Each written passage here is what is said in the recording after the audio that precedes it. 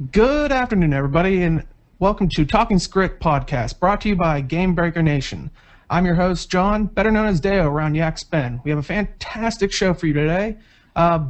Beta is coming sooner than we think, and the first one is a stress test, and the stress about the stress test.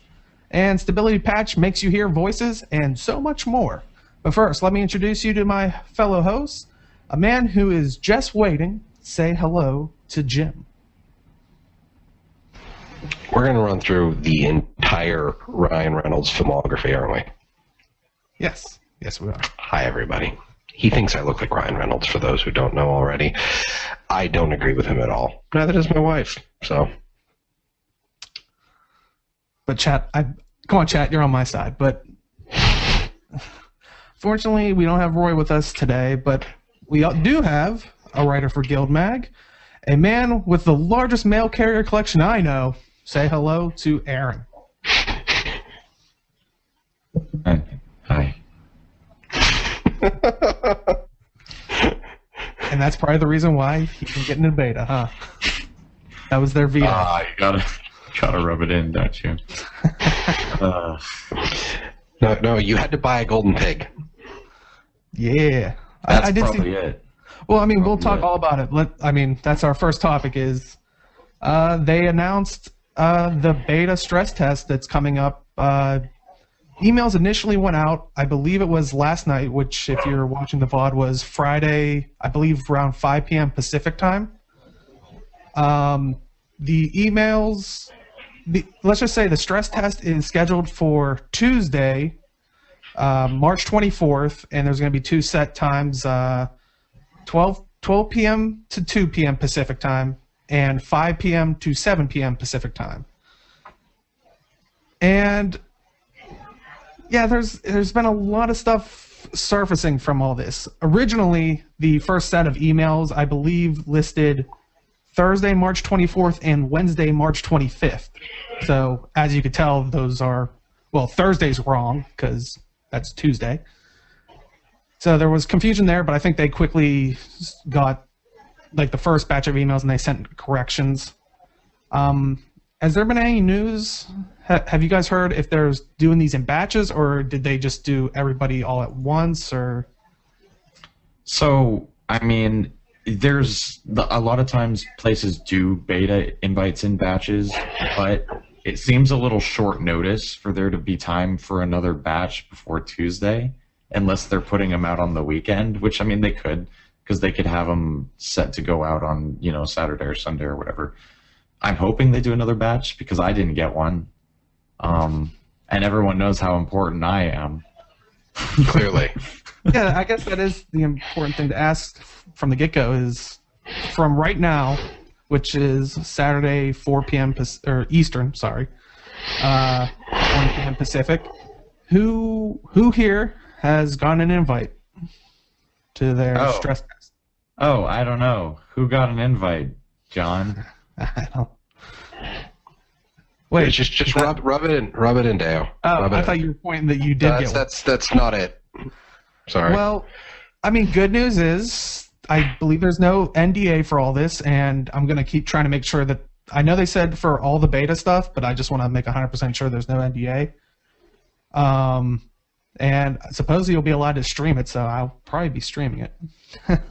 And chat's already yelling at me about it, but Well, because you've been rubbing it in since the beta invites went out. What? Yep. I did not. That's a lie. I did. You said I got a beta invite. That counts as rubbing it in. I asked who got an invite. And then people asked me if I got one. I said yes. But this kind of leads into, there's been a lot of hostility. Because apparently in the beta invite email, people felt like they were insulted. And because it starts off with saying, as one of our most loyal players. And so a lot of people are saying, like, I've been there since Guild Wars 1. I've been there, I've spent hundreds of dollars in the gem store. And they didn't get it. I think it was more random than anything. I think they took a pool of the most experienced players and randomized it from there. And I think the community manager, blanking on her name. Gail Ray? Gail, yes, sorry. She actually said, like, it's more of, you know, they had a list and they, like you're saying, they randomly pulled from there. So they're not saying people are more loyal than others, and there wasn't that kind of a criteria of they took the top 20 people or, you know. But yeah, because I know some people, I know another person, not some people, I know one other person who got an invite that's not as active as I am in the game. So it's not entirely based on activity and dedication. I'm just loving chat right now. You definitely have to come in live because people are. I think there might be just a mod piling on here. Yeah. Honestly, even when it comes down to it, like something like a stress test, they're looking for massive players, and they want people that will actually log in and play. Like I used in previous shows for an example. I got into the World of Warcraft beta for Mists of Pandaria, which everybody who pre-ordered the game got it. I barely touched it. So they want people who play regularly, and they don't want the entire pool of what they determine is the regular amount of players. So they just, you know, threw the list into a randomizer and got stuff out. So well, and so when you send in your account application, they can also look at the analytics for your account. For example, I haven't been on very much in the past 3 weeks because I've had exams and I've been really busy. And so they could see that and be like, he might not log in for the stress test, so screw him. Well, and this has been what's going on since they've sent them out. Is people are trying to figure out what the criteria was, and you know, like I said before, I some think it's people more thought, random than anything else. Yeah, I do too. Like they probably had like a point where, you know, if they had over 1,000 hours, and then they probably pulled from it, or whatever the case may be. You know, we don't know, but like it is just interesting seeing on the forums how people are like, "Oh, you had to have bought $100, at least $100 worth of." I'm like, where are you getting all this? Like, yeah, it's like I mean, we know people who spend hundreds of dollars on gems and they didn't get one. Yeah, because buying gems isn't going to get you into a stress test. That might get you, if they're testing changes to the gem store, that might get you into a test. But I mean, anybody can pick up an account and sink a bunch of money into the gem store. It's not hard. Yeah. I don't think that was the case. I think it was truly random, and you know, people are saying like, "Oh, I want to get into the beta." To be fair, it's a stress test that's happening in 2-hour intervals, and it's happening twice in one day, and it's a stress test, which I think is an important thing to note. Don't expect to have a lot, like, be in the game often, or, you know, this is the test to see if it can hold people, or, you know, hold the amount in the maps, or whatever the specific stress test is. So I could definitely see, like, basically launch games, like I remember H1Z1, where people were just sitting at the loading screen like, I'm playing something else while I'm waiting to log in. SimCity. Yeah, it's like, don't expect the first one. The first one. Pretty much like every game. No. I mean, with SimCity, when the 5th one launched, you were playing SimCity 1 while waiting for SimCity 5 to load. Yeah. Yeah, it's... And also on that, it's like, just so you know, in the emails, they actually said, this doesn't guarantee you to be in the next closed, like other closed betas. And I'm assuming that also is on the flip side of, you know, if you don't get in this one, you're still eligible for like the other ones, depending on how they're doing it. But I have no guarantee on that. But they did specifically say, being invited to this one does not guarantee you in any other one. So don't feel like this is your only opportunity. At the very least, it puts you in. It would let you know that, hey, my name is on the list to match their analytics for whatever they're testing next. So at least you know your account has been flagged for, is on the list of potentials. And I don't think being in one rules you out of being in ever again. I think there's a chance to get in multiple ones. So yeah, I'll probably never get an invite. Let's be honest. Well, it's because you dissed the mail carriers. We already went over it. That's a good point. Well, to be fair, like, though I would want to get in for, you know, purposes of the show, but I kind of almost wouldn't want to, just because I want the content when it is complete. Like, I didn't end up playing a lot of the WoW betas when I was in them because I didn't want to run through all the quests and then be done with it and then just have to feel like I was grinding through story I already knew by the time I got back through it when the game released. So... Yeah, I remember that happening to me with having played the beta weekends coming up to Guild Wars 2. I'd gotten to the game finally, and I was like, oh, these starter zone maps, I've already completed most of these. This is kind of lame.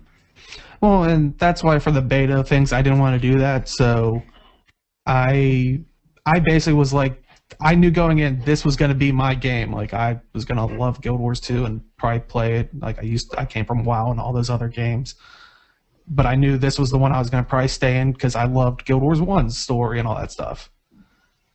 And my stance was, I'm going to try to break everything as possible, report it. That way I have a better game to play at launch. Like, I mean, so hopefully I'm going to try to do that. And if you're someone who actively reported bugs and gave feedback in the beta weekends for Guild Wars 2, that might put you higher on the list to get into the betas. Yeah, Heart of Thorns. But we do have to stress, we don't know what the criteria was, so but this is just us assuming. You heard it here first. Heard it here first. Wild speculation. Yeah. We're always right. We're always right. That's good to know. I think I'm wrong almost every theory I have. Pretty sure. I've never gotten one right. And with the previous patch, it kind of hinted at, and we were going to kind of speculate on it, was a lot of the data mine stuff that have like Revenant armor, some weapons, different things. Do you guys want to talk a little bit more about that? So one of the things that probably the thing I was most excited about was the data mined legendary stances for the Revenant. There was Glint, Ventari, the Centaur, and Shiro Tagachi. Shiro Tagachi being the one I'm easily the most excited about. Because Shiro Tagachi was a total badass from Guild Wars factions. And if I can channel him, I will feel invincible. Until you get stepped on by something. Probably a Mordrum. It's probably some OP Mordrum with like some buff that's just utterly ridiculous, because that's what they like doing now. Well, you gotta get your masteries up, man. You gotta learn how to pierce that ridiculously tough armor buff thing. Grinding through masteries is going to be so frustrating because I'll always be grinding through one while leaving off, because you can only grind one at a time, so I'll always be behind on all these other ones because I'll have to focus on one. You'll eventually get all of them. I mean, but he wants them now. I'll probably do the traversing the jungle one first, and then the combat one, and then. I think these are all the shadow weapons, right? Yeah, that's a little bit of a teaser for later in the show.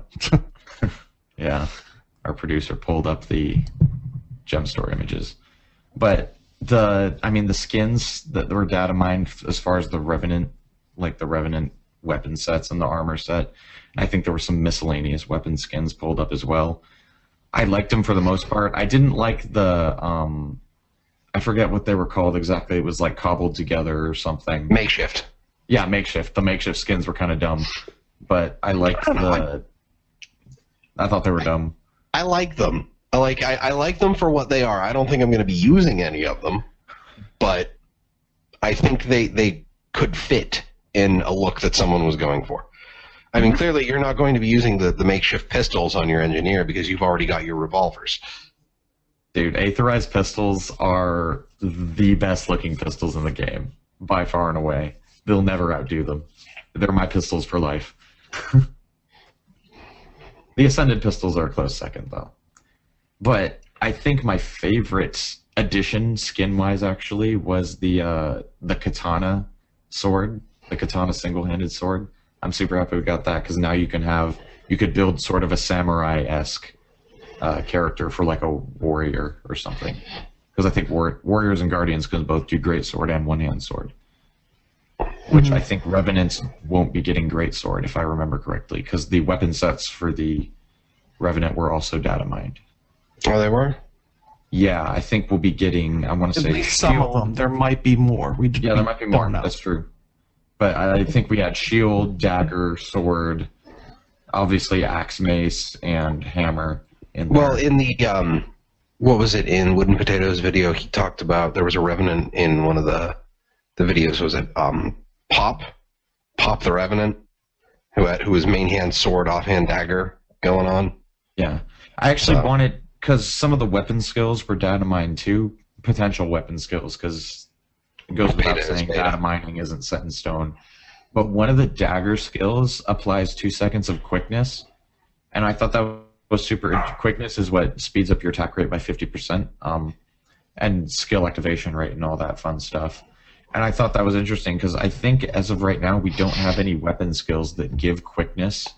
So that could, depending on if that's on the auto attack or on one of the later weapon skills like 2, 3, 4, or 5, that could end up being super OP, and dagger could end up being very widely played. Well, I mean, you figured the signet of what rage gives you 3 seconds of quickness every 30 seconds on crit. So it's something, and it's not on. The sigil of rage. Yes, sigil. Sorry. It has a chance to give you 3 seconds of quickness. It has a chance to proc, I think, unless they changed it.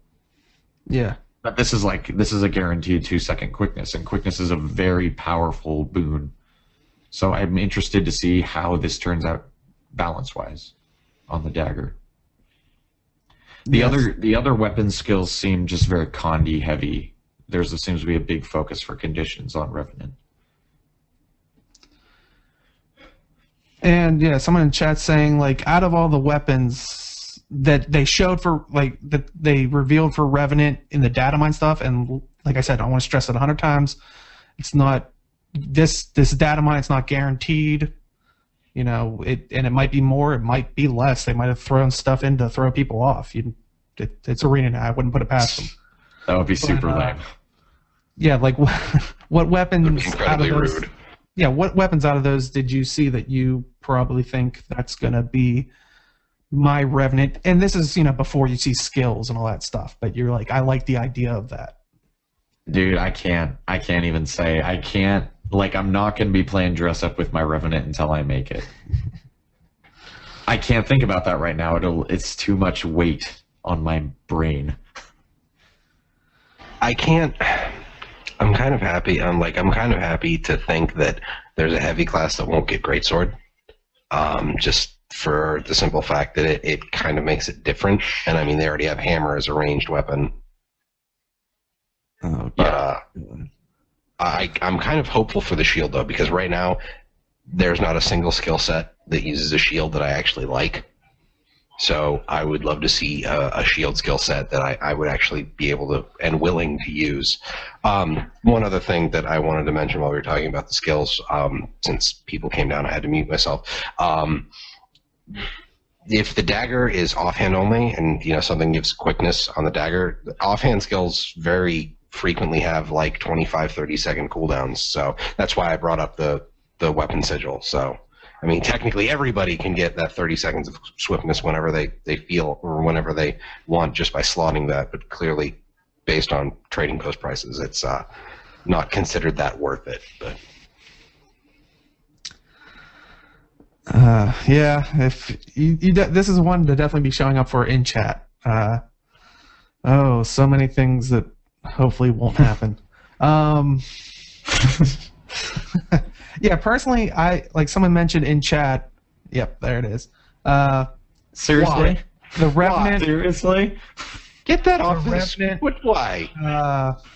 The Revenant is supposedly getting a staff. I'm kind of curious to see how it's going to work since the two-handed hammer will be ranged. Is this going to be a melee one? Which from videos that we saw, and that we were right on. The staff is looking like it's a more bludgeon weapon, so it's definitely interesting that they're kind of swapping the two. So the weapon skills data mine for the staff sort of support them like the melee role. I know that a lot of spells can do also pretty much every condition in the game, but the kind of combination of skills is very similar to the kind of conditions we see from maces on warriors, very blunty. Like I think one of the skills does weakness and cripple, which I don't know, they feel like more physical skills than ranged like spellcasty skills. Well, they didn't have any of the names of the skills data mined for the staff, though. It was just number codes. Well, the design of the makeshift staff kind of makes me think that it was kind of intended to show staves as a more melee weapon, and honestly, that makes it seem like it's a more like tanky offensive build if that's going to be the way they're set up. Which also makes me wonder if I'm going to be using staff instead of, something different. Oh yeah, that reminds me. It was also data mined the rune of the Revenant, and what that does is it's another rune that gives you plus blank to, plus 8, plus 12, plus 16 to all attributes. And so I think it kind of falls in line with the Revenant's role of Jack of all trades. And so I'm really thinking that we're going to be seeing a lot of Celestial Revenants. I mean, that's kind of a plan I have for mine. I know John's also planning to do his Celestial. So at least to start with. Yeah. I think due to just the huge amount of diversity the class is going to have, Celestial is going to be a really good route to take for it, which could be another step towards diversifying the meta in PvE a bit more. Nomad. Well, yeah, I was going to say, especially because my guess is it because of all the different legendaries that it's going to have, legendary stances. Stances, okay. Quantify that legendary status. Yeah. I think the two that we are guaranteed to know about was the Malik the Unyielding and the I'm blanking on all the names. I know Great Dwarf. Malik's the Unyielding and King Chalice Ironhammer. Well, technically he's the Great Dwarf now. How could you forget a dwarf? Wow. Technically he's the Great Dwarf now. Well, he's not the Great Dwarf. He and all the others took the aspect of the Great Dwarf on. They're all the Great Dwarf, so they're not. I mean, the Great Dwarf is the Great Dwarf. They're in the image of the Great Dwarf. They have the Great Dwarf's blessing upon them. They're not the Great Dwarf. But I think it switched from kind of like a more defensive one to condition. So yeah, Celestial seems like a good choice to start with. Unless eventually you'll be able to match two of them up that you like, since I think you can only have two of the stances at a time.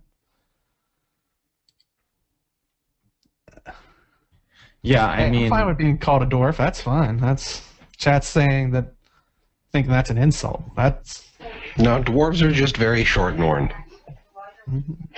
That's really about it. Yeah, I'm wondering, so back to the stances that were data mined, I'm curious how Glint and Ventari are going to work. Shiro's pretty straightforward, right?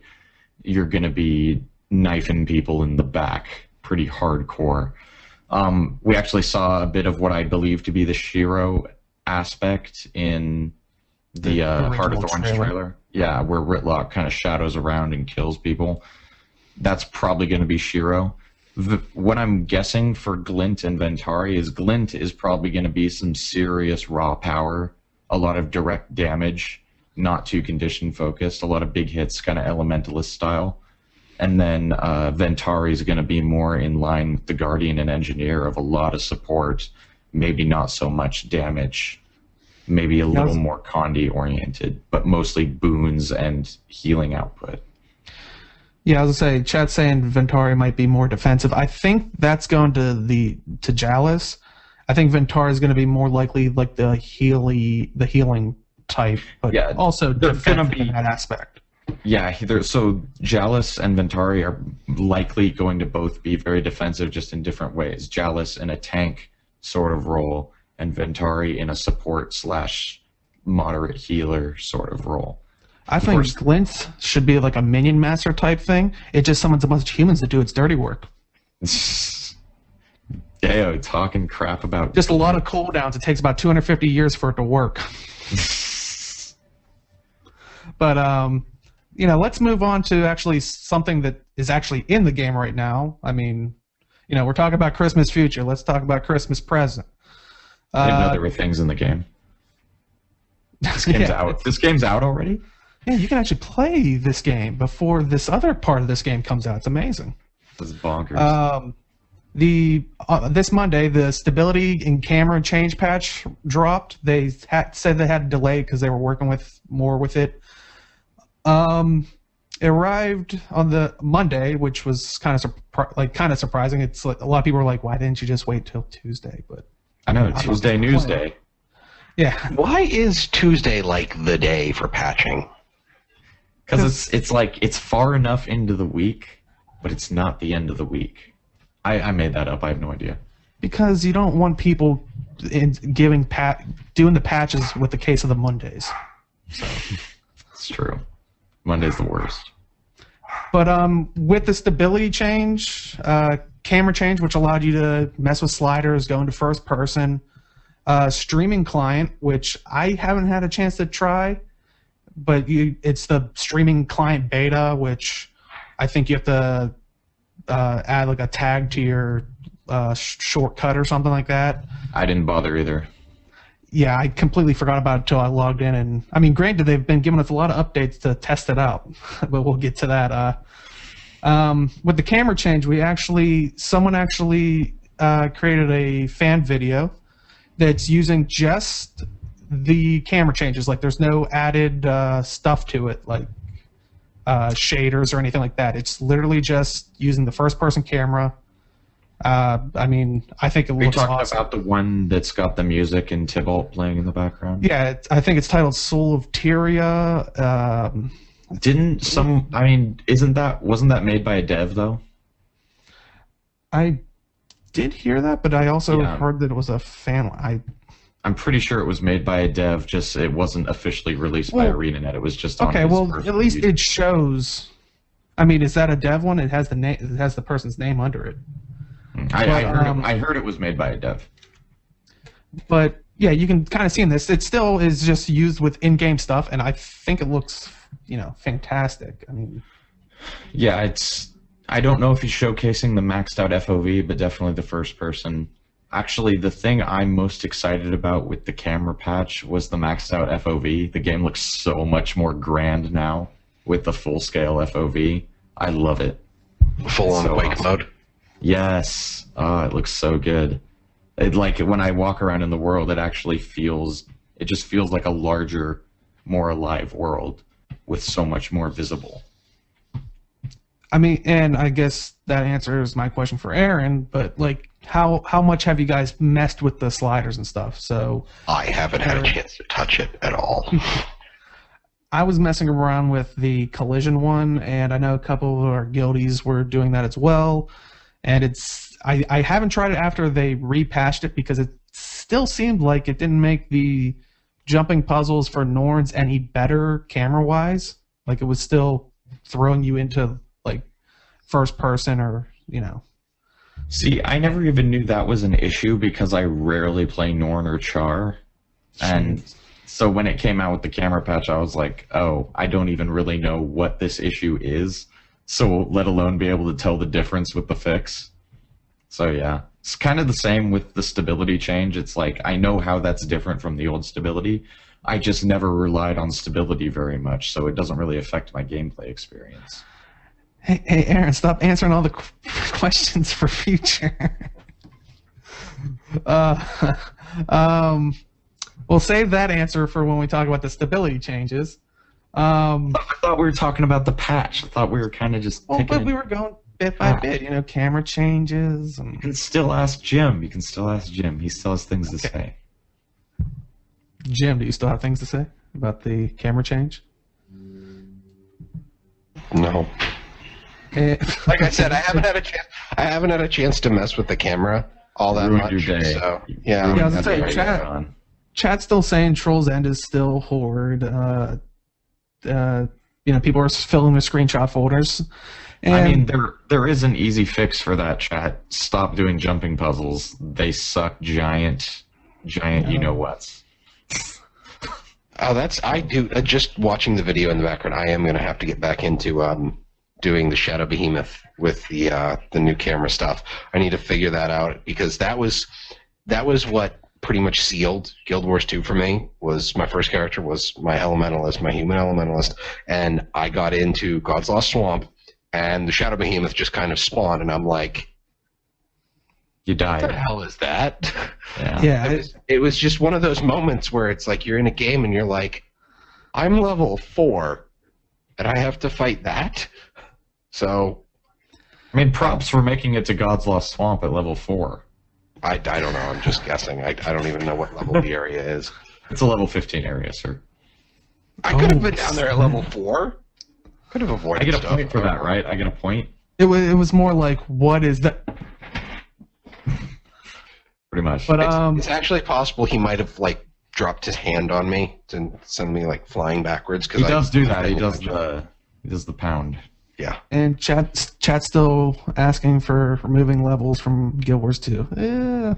That's unlikely, but They're not going to do it, Ixter. I'd rather They're not have gonna do a new MMO that did the whole new no levels thing from the ground up than have them just take them out of Guild Wars 2. Guild Wars 2 is a level game. Let's leave it at that. Let's make another game that doesn't have levels and have fun there.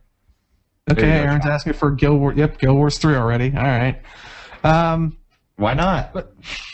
Because you know why not? Because this game isn't stable, even with the stability changes.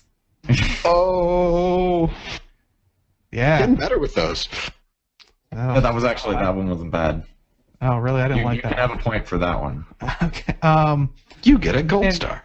I mean, Aaron even said like he didn't notice any change with the stability change on his build, but he doesn't utilize stability. And for people that don't know, stability is a boon that originally was just duration and made you pretty much you couldn't be kind of CC'd or like anything of the such.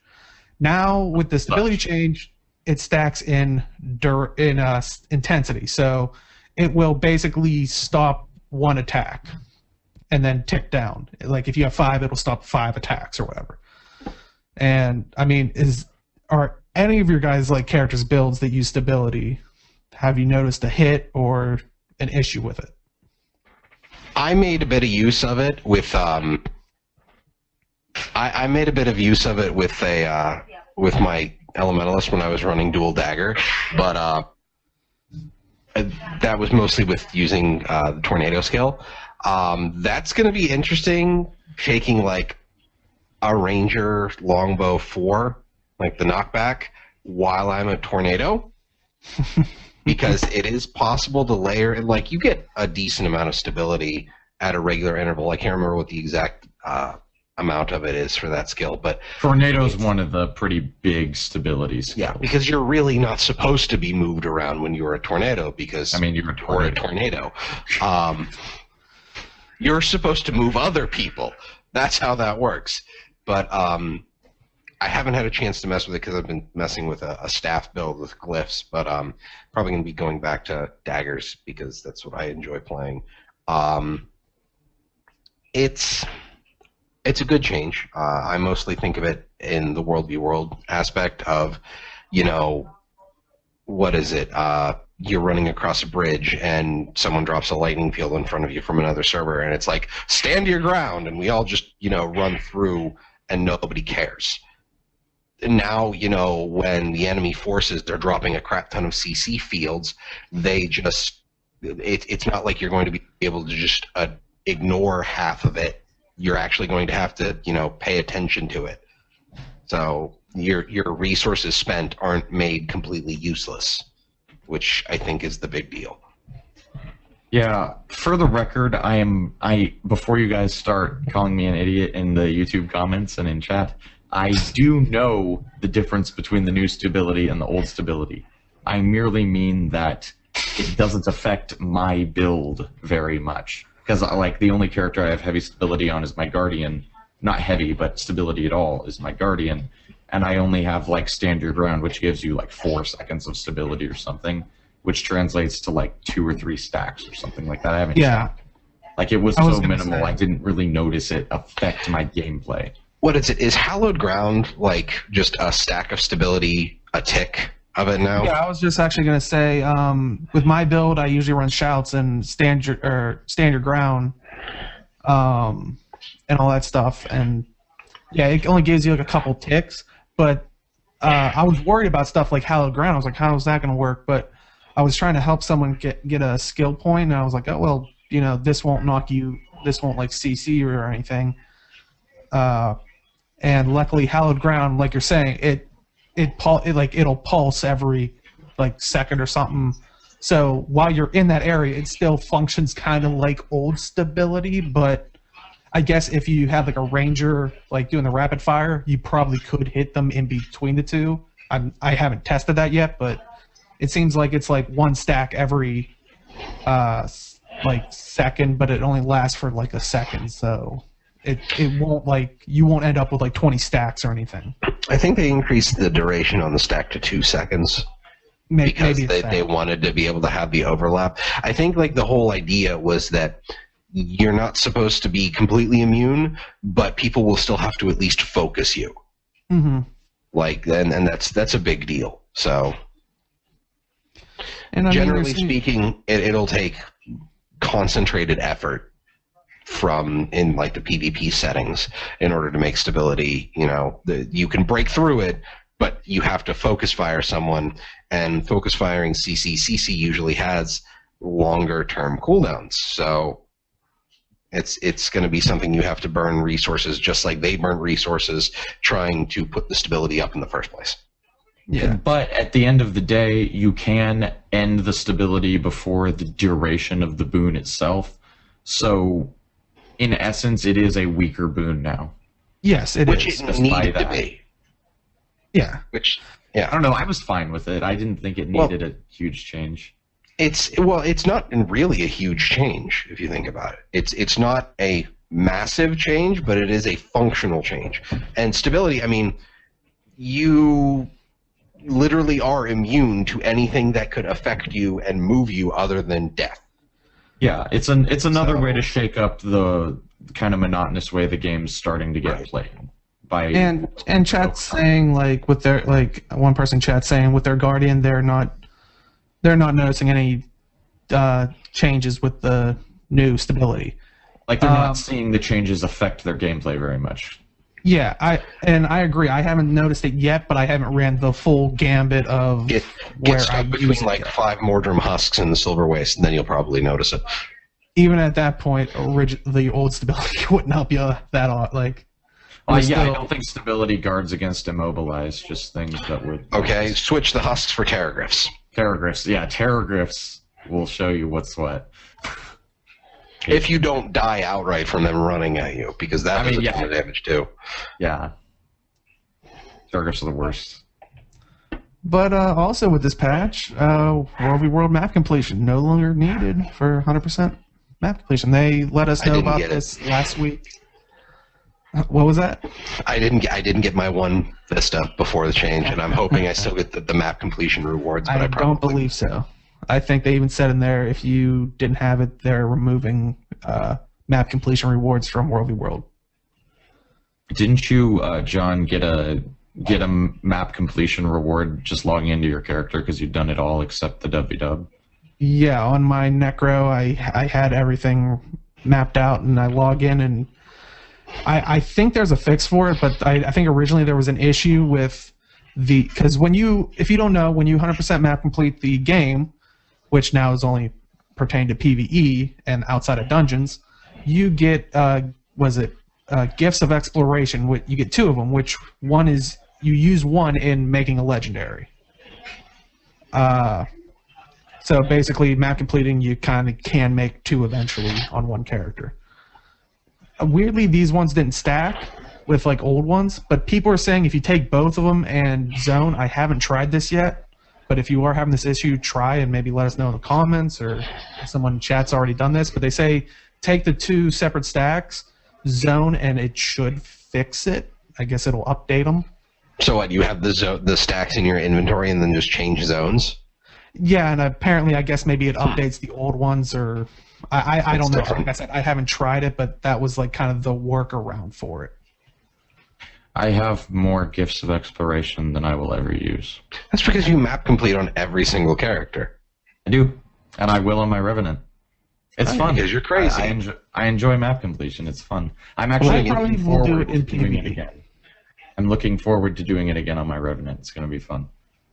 Yeah, I'll probably do it on my characters. I just was never a fan of World v. World, so.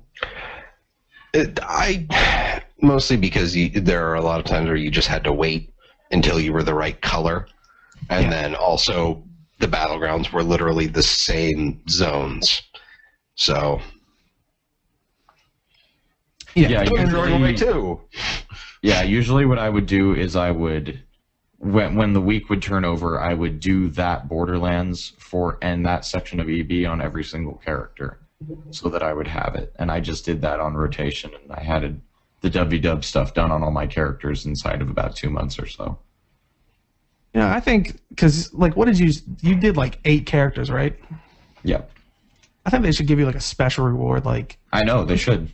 Once you get, how about this? Arena, when Aaron does one of each profession, so when the Revenant comes out, he does it, give him a special, I don't know, mail carrier. A guy holding a world completion banner. Mail carriers. Bring it on. This will never die. You have sealed your fate, Aaron. What also came in the patch, of course, was gem store stuff. But before we talk about that, let's talk real fast about our sponsors. And our sponsors are ourselves, kind of, Game Breaker Nation. If you're looking for a guild in various games, maybe you just play Guild Wars 2. Well, we have a guild for that. Maybe you just play ESO. We have a guild for that. Maybe you play both. We have both of those, and you can be in both of those. And it's such a great thing. We have Elder Scrolls Online, World of Warcraft, Beth Horde Alliance, Minecraft Community, Ixter's Profile. I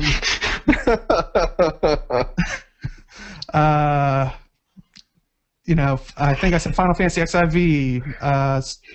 We are trying to get a Star Citizen one up and running for when it actually launches. We have Elite Dangerous going. We have a lot of people jumping in, playing with that together. It's taking over Roy's life.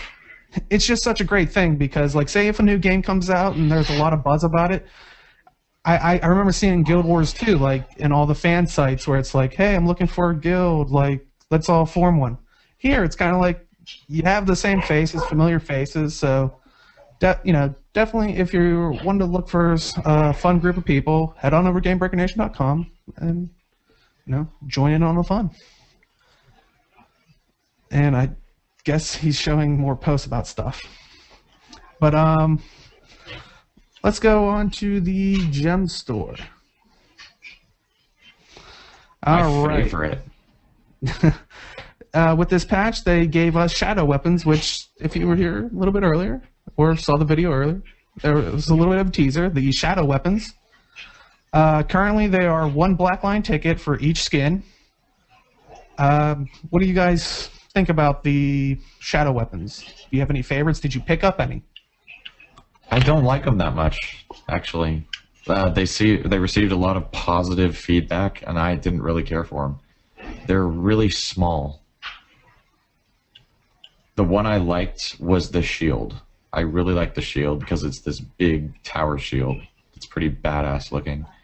But the rest of them were just, The torch is okay because it's purple. But I already have the Tormented Torch, which is also purple, which looks better. So not enough purple, clearly. I kind of like the glass look, and then the smoky particle effects whenever they're being wielded. I'm not a huge fan of the gigantic hilts whenever they're. Yeah, that's the problem with the great sword. Is there's too much hilt, not enough blade. It's disproportionate and bad. And the hammer looks like a staff. I was expecting more of a heavy particle effect when it was being wielded, kind of what is it? Yeah, I thought that would be a smoky head of us to make it look bulkier. It doesn't look hammery. The bow that Ixter just pulled up actually doesn't look half bad either. I like the bow. But yeah, the key, fan of the bow. Yeah, the key to making aesthetically pleasing hammers in fantasy MMOs is to make them huge, and the shadow maybe not hammer, necessarily huge. You need to make the head look like it's got some oomph to it, And don't take that out of context. They're already going to do it. But, yes, it's already going to happen. But so on the Shadow Hammer, it's got the head of the hammer is actually really cool, a really cool design with that skull. It's just not big enough. Like if it were a little bigger and it looked like it had a little more weight to it. That John's laughing at me. We're talking about hammers, guys. Yeah. Talking about you were worried about them hammers doing in it the game. before, but now, yeah. Ixter's the one bringing up dildos. Hey, On don't the bring that stream. back up. We don't want extra. Oh God. All right, let's. He had it on that cue. is not. He had that it is on not a shadow cue. weapon, just so you know. All right. That's not a Guild Wars. That's Saints Row. We don't want that in Guild Wars. Let's get back to the shadow weapons. But overall, shadow weapons, 3 out of 10 would not buy. What about you, Mel or Jim? I don't know. Like the shield is awesome. I'd probably buy the shield if I liked the shield skills on Guardian or Warrior. That's why I kind of want to see what the Revenant can make use of a shield to see if I'd actually enjoy using. Or a Mesmer, yeah, for the Chronomancer that we're probably thinking is going to happen. The bows are like that's World of Warcraft bow to me, and that's just I came from that, and I'm like those are ridiculous, and I don't want that. The staff looks awesome. I don't know, like, a lot of the skins look good. I just wouldn't use them for any of my characters. So I'm going to give it 8 of 10. Still would not buy because I can't really use them. Yeah, I mean, I like the bows for probably the same reasons. I bought the greatsword just because I knew I definitely wanted to try Necromancer greatsword, and I was like, there wasn't really a Necromancer greatsword that I truly liked. Like the closest was probably maybe was a Doom Seal. That's a good looking sword. Yeah, I was gonna go for the cliche like skulls and like bone on it. Yeah, but that one allowed it. I was like it's kind of more fitting, and this one would be good for a Necro. I'll give you that, even though I don't like the 'cause- proportions of the sword. Yeah, because I'm guessing it's going to be more caster type thing than possibly. It might be slashing, like in the end we really don't know, but I thought it'd be better for a Necromancer, and that's what I was aiming for.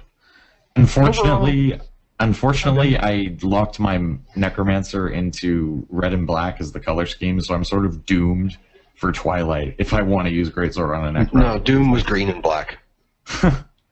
So I'm sincerely hoping that I do not want like Greatsword on Necro, so I don't have to go get Twilight.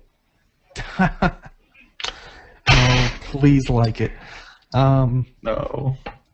But yeah, I Okay. think overall I like the shadow weapons. Once again, I think I say it every time for what they are, but I couldn't really use a lot of them because all of my characters are already established. But like I said, I picked up one of them because I knew eventually there'd be an opening for it. Well, what about what bow are you going to use for your Guardian? I can't use one of those, but Aether, dude. if perfect for a anything, Guardian. I was looking at that, and what is it? It's the old gem store one, the Crimson Lion one, I think. It kind of really goes with the color scheme. Oh yeah, yeah. John's Guardian is gold and red, so that would be perfect. And My Norn. Guardian- Is Evil blue, Iron so Man. Aether would be perfect for me. It's red, gold, and Norn. Norn is a color for Deus. Yeah. Guardian. But No one's a color for everyone. All right. Another thing that dropped in the gem store: shadow die kits. Basically, these are 10. There's 10 new exclusive dies from a pool of 25 random colors from these kits. And in the gem store, you can buy them for 125 gems per kit, 5 for 500, and 25 for 2,500 gems. So really, the only deal is the jump from 1 to 5, or then you're just buying in bulk with no discount. Let's be honest. Gem store die packs are a giant ripoff. Well, as I say, we have a picture of them, and yeah, what do you guys think? People are kind of They're black. swooning over. Yeah. There's no look here you can't achieve with pre-existing dies. Like, don't buy this, people. Don't buy this. well, to be fair, everything is really just distinct shades. So there are how many colors? So, but I don't. I look at these things and I don't see something I would want to purchase at all. So I'm not terribly worried about it. They're not unique enough to justify buying them, in my opinion. I mean, but they are nice enough that if you are incredibly lucky, what is it? The Shadow Abyss is going for like 200 gold or something. I forget exactly. Why is it that black colors are so freaking expensive? Because black goes with everything. Well, it's like black and white always are like the two like. It's because they go with everything. The color black, just the dye color black sells for what, 40 gold? And because it's impossible to look stupid in black. And it's just can't do it. Along with that, there's like charcoal and steel and other things that look black based on the material you're working with. There are so many colors that look so different based on the material of the armor that you're wearing. It's just like I look at some of these dye prices and I'm like, how and why? So, hey, I bought before the wardrobe change. I bought 3 Abyss dyes for 45 gold apiece. Had to have that black. Had to have it. Mm-hmm. Luckily, I got mine. Never mind. I don't want more hate on me because it's like, oh, you're so lucky. Black looks better than other colors. It's an easy, good-looking color to go with. That's why it's so pricey, because it's in high demand and it looks good and it goes with everything. All right.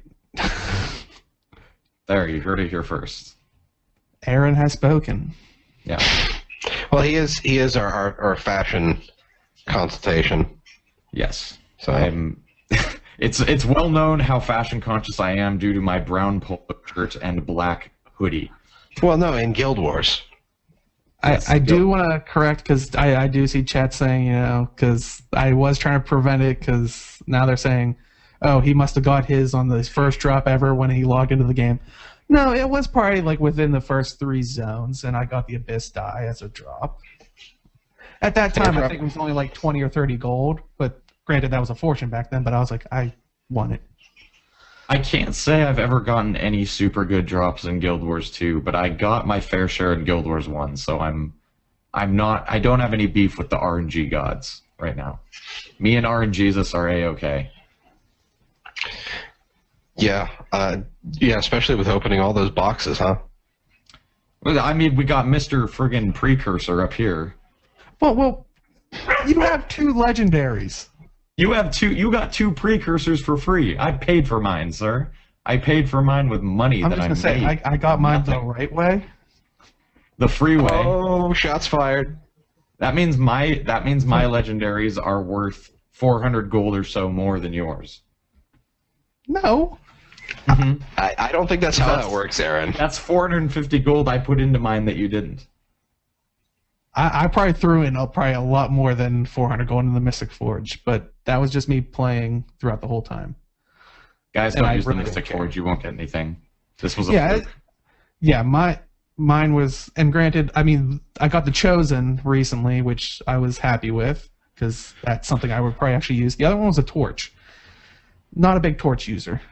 But I like the Torch skin, but it was probably worthless for... You didn't want to be the Burninator? I just, yeah. Boycott the Mystic Forge. Well, no. It's not going to be... Are they removing precursors from the Mystic Forge after the Mastery change? So here's how precursors are going to work. The precursors that exist now for legendaries that you can get now will remain in the loot tables for both the Mystic Forge and random drops. The precursors for the new legendaries will only be available for collections. They will not be available through random drops or Mystic Forge. Okay. That's easy. So they will be inherently worth more than the old ones. Though I think they were saying, and I don't think this is like confirmed or anything, they were possibly thinking of ways to introduce another way to get the new precursors, but that's not guaranteed at all. That's something they might consider. Basically, but don't expect it. Yeah, in his interview with MMORPG.com, Colin Joe Hansen left that part open. So he said that as of right now, there's no other ways to attain the new precursors. But of course, he gave his usual, but, we're always looking into, this. But there's not going to be any other way to get those. He just has to play it safe in interviews because that's how interviews are. Yeah. Yeah. And Deo's dogs don't agree. Yeah, they're outraged. Another thing that came in the gem store were new faces. 3 new faces per gender for each race. So it's 30 new faces. Yeah. I'm happy enough with all my characters that I didn't check them out. Yeah, I don't know. Seeing a lot like the human ones, I really have time. I'm like, they could have literally posted the same looking ones and were like, these are new. I'm like, all right. I don't notice half the time between the two. It can be a little difficult to tell the differences, yeah. The Sylvari ones are usually super distinct because they can do so much more with them. But a lot of the other, and the Asura ones are pretty distinct too, but a lot of the other ones are just like shrugged. Well, the Char ones show up pretty different too, but I think it's more that, like, human nature being what it is, the Sylvari and the Asura still have relatively human-like faces, so we recognize the differences more easily. With the Char, they're very much, nope, that's a cat face, and we don't see the differences as easily. So the differences are there. The Char faces actually do a lot. They do a lot of work with the Char faces. It's just we don't recognize them as easily because we're not really programmed to do that. Mm-hmm. And I watch too much Science Channel, so. Well, and like I said, I don't think any of us I think we're in that mindset of we already have what our characters look like, and I don't know, it just feels wrong to ever change it unless it's something really odd, like this is what I was wanting originally. Like otherwise, that crazy Super Saiyan Char haircut. Yeah. About that. Woe betide the individuals who choose to sport such a do. No, I'm done. Yeah, like we really have not. Like I said, I like the face change. It's just like the same thing with like all the new skins and stuff. It's like I like it, but it's not for my character because that's not my character's face.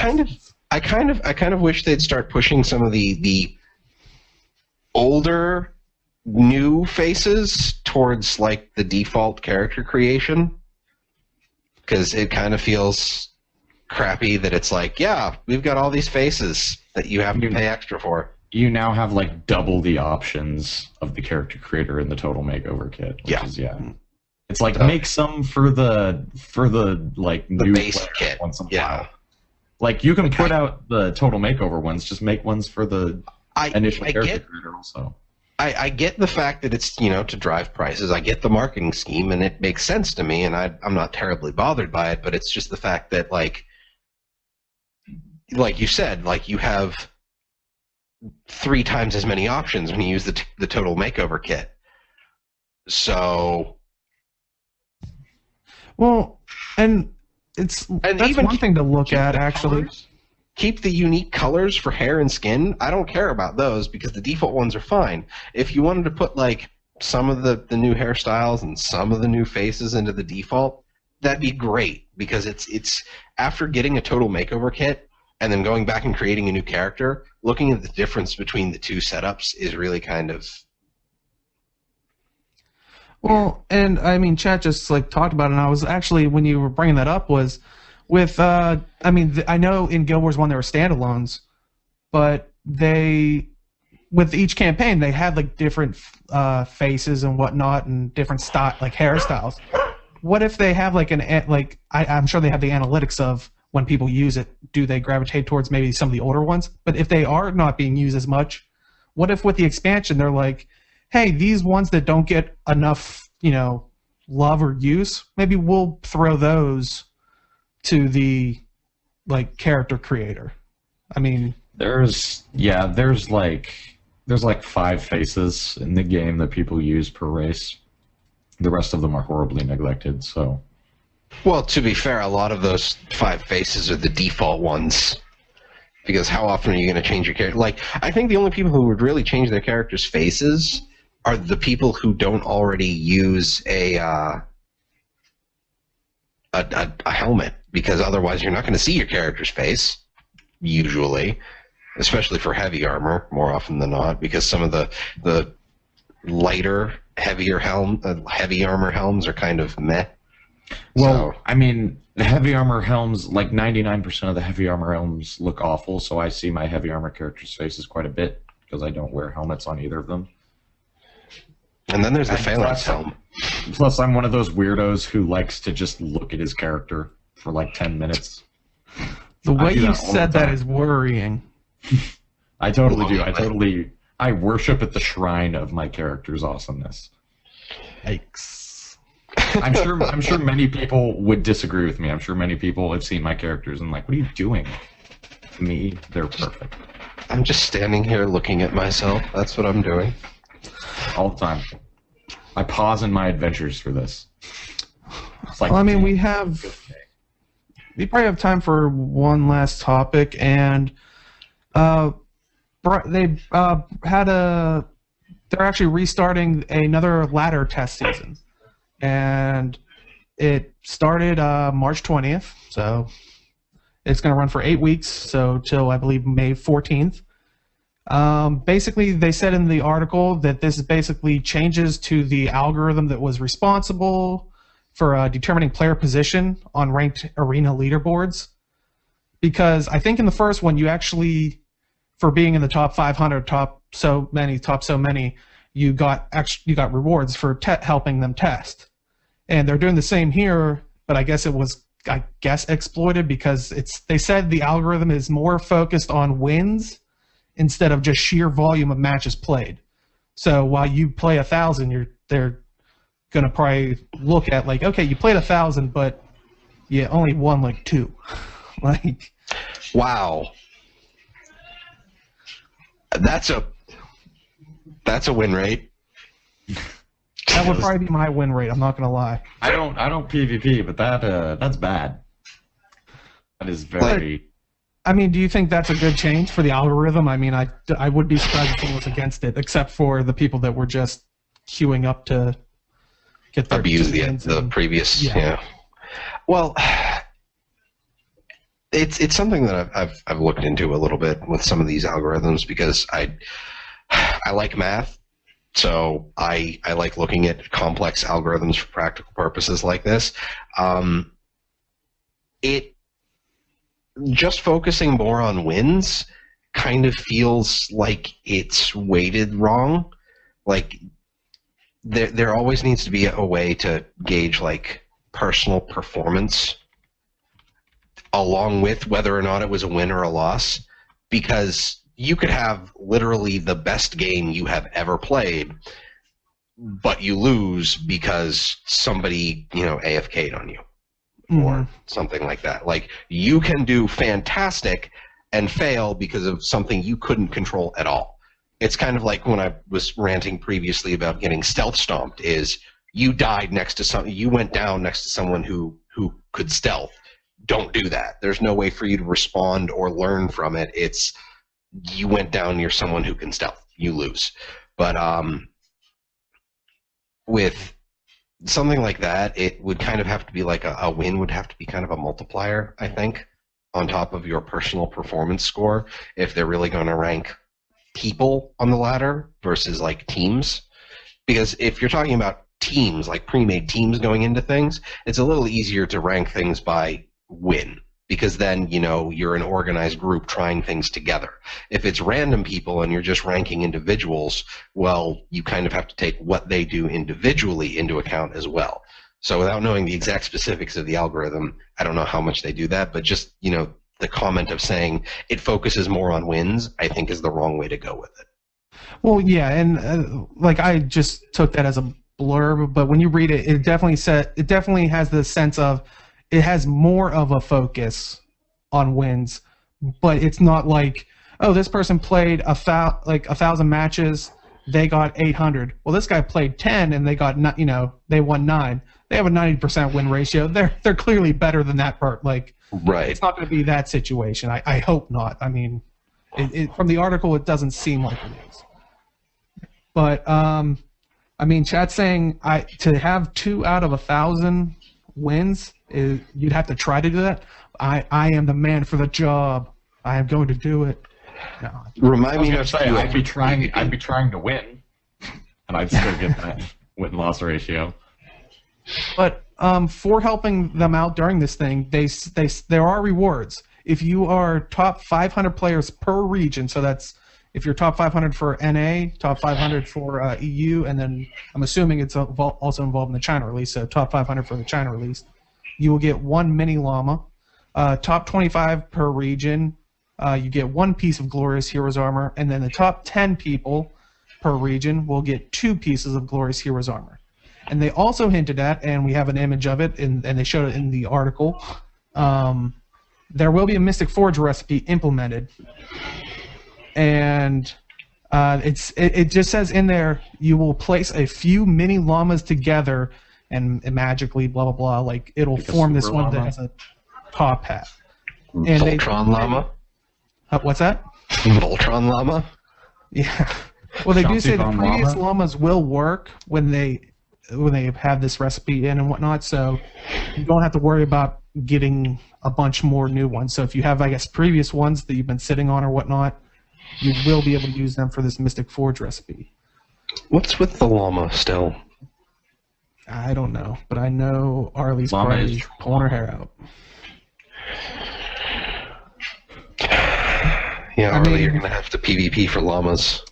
Is this something you guys would go for? And Chad, would you go after a special llama on a top hat and bow tie?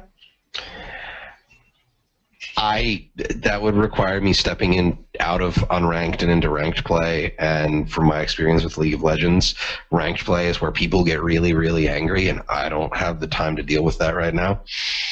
I'll just play my unranked matches, get my dailies done, and my dungeon gear and tokens, and I'll be happy with that. Like, I play the PvP because it amuses me. It's fun. I enjoy it. I don't want people yelling at me. Yeah, I'm fully aware that I have no business whatsoever in ranked matches. So if you're one of those people who plays ranked and you've got noobs in your ranked games, they're not me. Just know that. You promise? Unranked only, I swear. Yeah, one of the people in our guild actually tried to get me to play some ranked matches once, and I was like, nope, not touching it. Yeah, and I mean, we're trying to get like a group that wants, like, if we have PvPers, we definitely want to have a place for him, but we've recently got an officer that's more PvP oriented, because I honestly could not do it justice, because I'm personally the same way. I wasn't going to Guild Wars 2 for the PvP, unfortunately. I like it when I play. I was pleasantly surprised when I first started running into PvP. Like, I was happy with the way things worked. The fact that the devs are openly willing to make to make skills work differently, since the two modes are completely separate from PvE to PvP, I'm happy about that, because that means they can balance everything freely.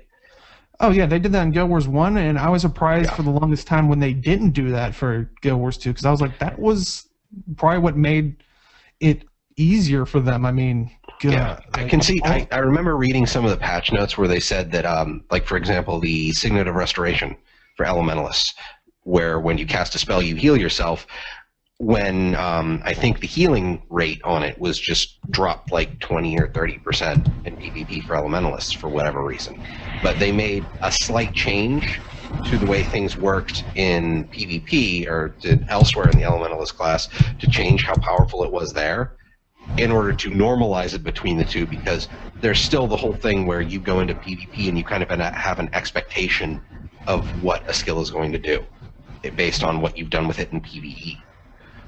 Also, when PvPers go into PvE, if they ever do that, because I know there are people who just play solely for the PvP, if they see a skill do something completely, like, if the numbers are so much higher in PvE, they'll be looking at it like, why doesn't that work the same way when I'm doing my matches? So I can understand why they want to keep it similar, but I'm happy that they're willing to make tweaks to make balances. I shoot monsters. Hey, you shoot doors sometimes too. I do. I knock on the door rather vigorously. You play PB door. Yeah. Well, Shooting other people. So, I mean, I see chat saying it's probably not something that they're going to get into that much just for the rewards alone. So, I mean, are you guys in the same boat? Yeah, no. I'll go back to shooting monsters indoors. I don't particularly care for mini pets. The ones I have are primarily from Game Breaker Nation community events and as the prizes. So, and I've used them. I think I got the plushy griffin, and that's the only one that I think I've gotten under my own power from the finishing up all the stuff from Winter's Day, because the plushy griffin is legitimately adorable, and I would probably buy one to give to my wife if they had, an actual merchant, an actual merch store. But yeah, I'm not a huge on the minis, so, and I don't get the llama thing, so. Well, I think the consensus for us and the people in chat, and leave a comment if you want for the YouTube during the YouTube video. Like, will you get interested in PvP for these rewards, or you're just like, I'm okay with not having a special mini llama or the regular llama. Yeah, I mean, to be interested in the first place, you have to believe that you have some semblance of a chance of being top 500, which is a pretty lofty goal. Well, it's something to work towards. It's a game, But and I think a lot of PvPers think they could get there who can't. That's what makes competition. I mean, people striving for the win. We are running out of time, so I would like to thank everybody for showing up in chat. I'd like to thank people watching the VOD. If you're watching live, tune in YouTube, Talking Skritt. If you're watching YouTube, join us live. We have a lot of conversation going on in chat over at twitch.tv/GBNation, 1 p.m. Pacific, 4 p.m. Eastern, every Saturday. And I would like, Malthanis or Jim, where can you be found on the internet? I can be found on Twitter at MalthanisMMO. And Aaron, where can you be found? I write at guildmag.com, and I'm on Twitter at GuildWarsMonk. And you can find me at simply_Deo on Twitter and Twitch and YouTube, but focus on the other two.